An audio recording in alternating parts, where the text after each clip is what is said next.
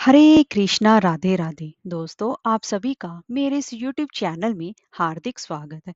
दोस्तों, हिंदू धर्म में एकादशी व्रत का सबसे ज्यादा महत्व माना जाता है और साल भर में कुल 24 एकादशी आती हैं। कई बार अधिक मास आने की वजह से 26 एकादशी हो जाती हैं, एक कृष्ण पक्ष में और दूसरी शुक्ल पक्ष में। इस साल अधिक मास आया था, इस साल 26 एकादशी गिनी जाएंगी।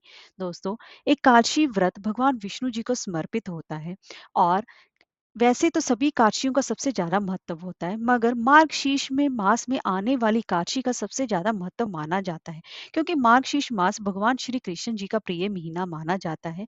और इस मास में भगवान श्री कृष्ण जी की के स्वरूप भगवान श्री विष्णु जी की और माँ लक्ष्मी की विशेष रूप से पूजा उपासना की जाती है।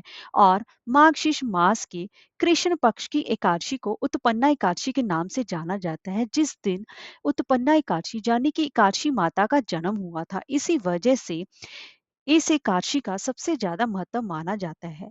उत्पन्ना एकादशी का व्रत को रखने वाला व्यक्ति संसारिक सुखों को भोगकर मोक्ष की प्राप्ति करता है। और जो लोग भी एकादशी व्रत शुरू करना चाहते हैं, तो उनके लिए उत्पन्ना एकादशी व्रत से शुरू करना सबसे ज्यादा बेहद ही शुभ फलदायी माना जाता है। तो दोस्तों, आज की हम इस वीडियो में बात करेंगे कि साल 2023 में उत्पन्ना एकादशी कब पड़ रही है, पूजा का शुभ मुहूर्त क्या रहेगा, और व्रत का पारण समय क्या रहेगा, और क्यों मनाई जाती है उत्पन्ना एकादशी का महत्व क्या है। तो चलिए वीडियो शुरू करते हैं। दोस्तों, अगर आपको हमारी ये वीडियो अच्छी लगी हो तो लाइक शेयर और सब्सक्राइब करना ना भूलें, और कमेंट बॉक्स में ओम नमो नारायण अवश्य लिखें। तो चलिए वीडियो शुरू करते हैं।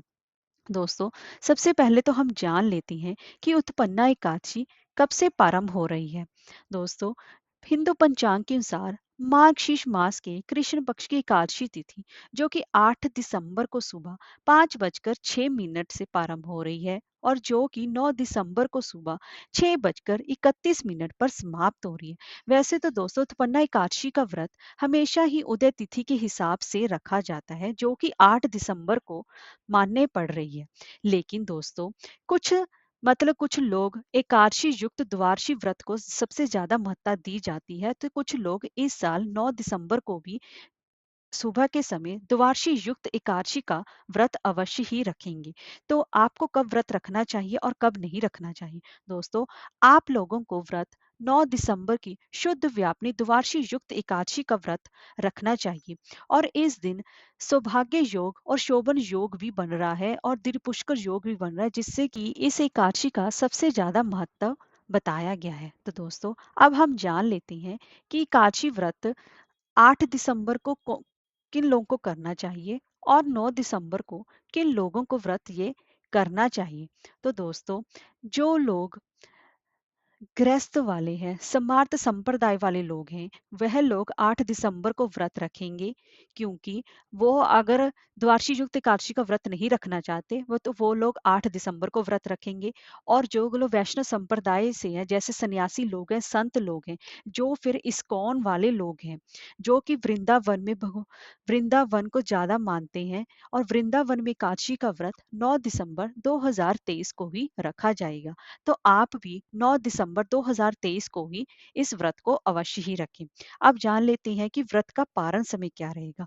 तो दोस्तों, अगर आप 8 दिसंबर को व्रत रख रहे हैं, तो फिर आप 9 दिसंबर की दोपहर 1:15 से लेकर दोपहर के 3:20 के बीच अपने व्रत का पारण कर सकते हैं, यानी कि अपना व्रत खोल सकते हैं।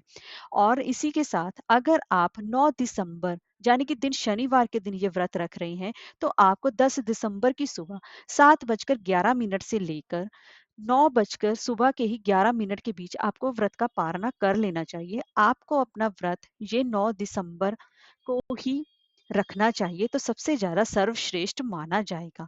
अब हम जान लेते हैं कि हमें क्यों मनाई जाती है उत्पन्ना एकादशी और उसका महत्व क्या है। दोस्तों, मार्गशीर्ष मास की कृष्ण पक्ष की एकादशी के दिन ही माँ उत्पन्ना एकादशी का जन्म हुआ था, जिसकी वजह से इसका महत्व सबसे ज्यादा माना जाता है। और उत्पन्ना एकादशी के दिन यह माता भगवान विष्णु जी के हृदय से प्रकट हुई थी। और एक बार माना जाता है कि भगवान विष्णु एक बार सो रहे थे, तो उन्हें मारने के लिए मुर नामक राक्षस वहां पर आ पहुंचा। तो ऐसे में माँ उत्पन्ना एकादशी जो कि भगवान विष्णु जी के हृदय से उत्पन्न हुई थी और उस दिन 11 तिथि थी। इसीलिए उस दिन माता को माँ उत्पन्ना एकादशी के नाम से जाना जाता है। इस दिन पूजा पाठ और व्रत रखने से कई लाख गुना अधिक फल की प्राप्ति होती है और इसके साथ साथ ही भगवान विष्णु और माँ लक्ष्मी भी अत्यंत ही प्रसन्न होती हैं। इसीलिए आप सभी को 9 दिसंबर को ही ये व्रत रखना शुभ फलकारी माना जाएगा। हरे कृष्णा, राधे राधे।